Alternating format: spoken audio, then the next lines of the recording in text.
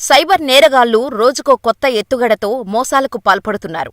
Aadhaar link అనో, pan card link అనో ఏదో ఒక వంకతో ఓటీపీ చెప్పమని వారి డీటెయిల్స్ అన్నీ తెలుసుకొని వారి ఖాతాలను కొల్లగొట్టడం పరిపాటైపోయింది. వయసుతో సంబంధం లేకుండా అందరూ ఇప్పుడు యూట్యూబ్ వాడుతున్నారు. దీనిని మంచికి వాడితే ఓకే కానీ కొందరు చిన్నపిల్లలు సైతం యూట్యూబ్ చూసి సైబర్ మోసాలకు పాల్పడుతున్నారు. రాజస్థాన్లోని అజ్మీర్లో కూడా 19 ఏళ్ల కేటుగాడు ఇలాగే ప్రజలను మోసం చేసి 42 లక్షలు కాజేశాడు.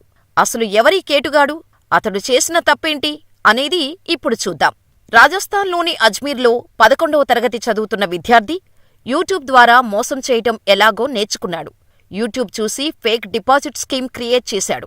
ఆ స్కీమ్ పేరుతో ఒకరిని కాదు, ఇద్దరిని కాదు, దాదాపు 200 మందిని మోసం చేశాడు.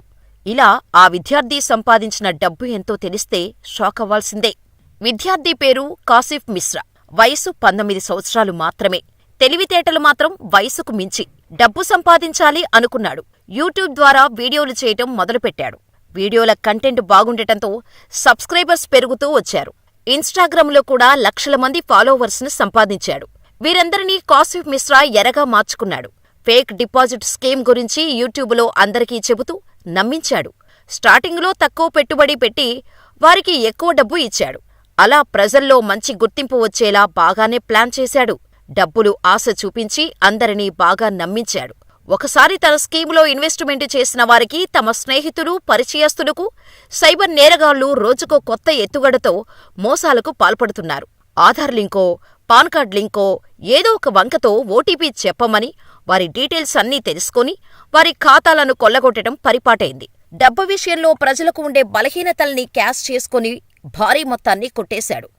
ఇలా నమ్మిన అందరితో 99,999 రూపాయలు ఇన్వెస్ట్ చేస్తే 13 నెలల్లో 13,99,999 రూపాయలు వస్తాయని నమ్మించాడు.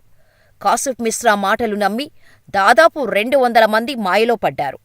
ఇలా వారి 42 లక్షలు కాజేశాడు. అందరినీ దారుణంగా మోసం చేశాడు. ఎలా బయటపడిందో కానీ కాసిఫ్ కంత్రీ ప్లాన్ బయటపడింది. ఇతడి మాయలో పడి మోసపోయిన బాధితులు పోలీసులను ఆశ్రయించారు. పక్కా సమాచారం అందుకున్న పోలీసులు ఈ కిలాడీ బారుడి ఇంటిపై దాడి చేసి cash count machine, car, laptop, మొబైల్ని స్వాధీనం చేసుకున్నారు. ఈ కేటుగాడిని 2 రోజుల పాటు రిమాండ్ హోంకు తరలించారు. ఇటువంటి వారి పట్ల అలర్ట్గా ఉండాలి. ఇలాంటి మోసాలు రోజురోజుకు పెరిగిపోతున్నాయని ముందే జాగ్రత్తగా ఉంటే మాయగాళ్ల ఉచ్చు నుంచి తప్పించుకోవచ్చు.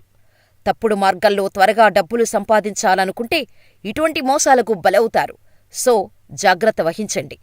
ఇక ఈ ఘరానా మోసం గురించి మీరేమనుకుంటున్నారో మాకు కామెంట్ చేయండి.